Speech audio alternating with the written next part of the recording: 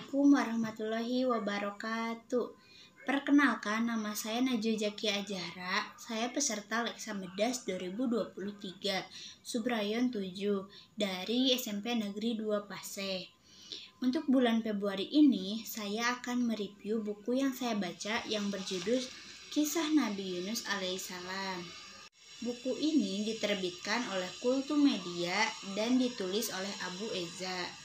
Alasan saya membaca buku ini karena saya tertarik dan saya juga mengagumi perjuangan Nabi Yunus dan menghormatinya. Buku ini berjumlah 198 halaman. Sebuah daerah di Timur Tengah terdapat negeri kecil bernama Niwana. Penduduk negeri tersebut hidup dalam kesesatan dan kebodohan serta menyembah berhala.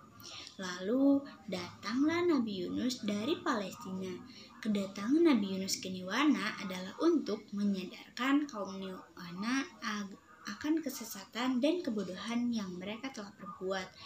Nabi Yunus juga menasihati bahwa berhala-berhala yang mereka sembah tidak akan menghasilkan apa-apa bagi mereka. Namun, penduduk menolak seruan Nabi Yunus dan terus menyembah berhala-berhala tersebut.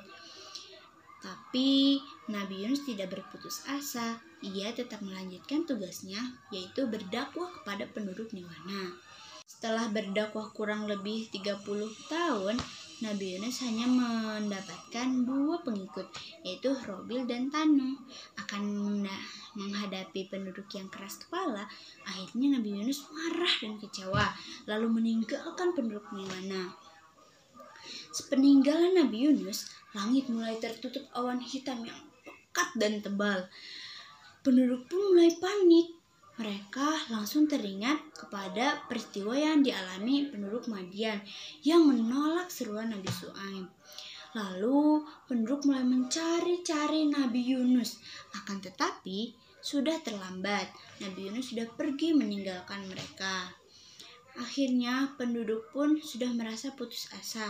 Lalu mereka berkumpul dan berdoa kepada Allah SWT agar mereka diampuni segala dosa-dosanya.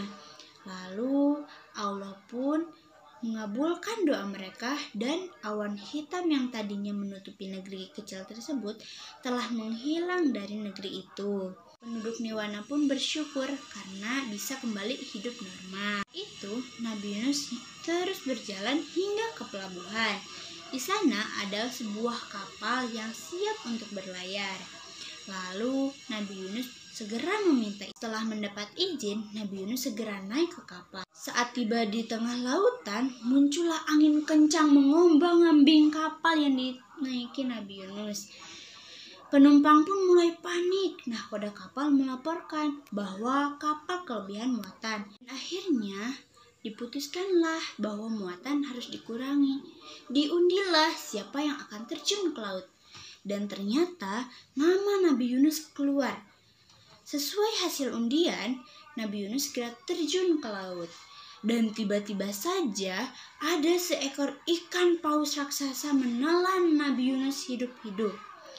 Setelah beberapa hari berada di perut ikan, Nabi Yunus merenung. Akhirnya ia menyadari kesalahannya. Ia meninggalkan kaumnya tanpa seperintah dari Allah. Nabi Yunus pun berdoa, "Ya Allah, tiada Tuhan selain Engkau. Sungguh aku adalah termasuk orang-orang yang zalim." Akan tetapi Allah Maha Pemaaf. Lalu Nabi Yunus terlempar dari perut ikan paus dan terdampar di suatu pantai. Di sana Allah menumbuhkan pohon labi. Nabi Yunus menggunakan pohon tersebut sebagai tempat berteduh dan buahnya ia ambil sebagai bahan makanan. Lalu daunnya ia ambil sebagai bahan obat-obatan. Lalu perlahan-lahan kondisi Nabi Yunus pun mulai stabil. Nabi Yunus merasa sehat kembali. Allah memerintahkan Nabi Yunus untuk pergi ke kaumnya lagi.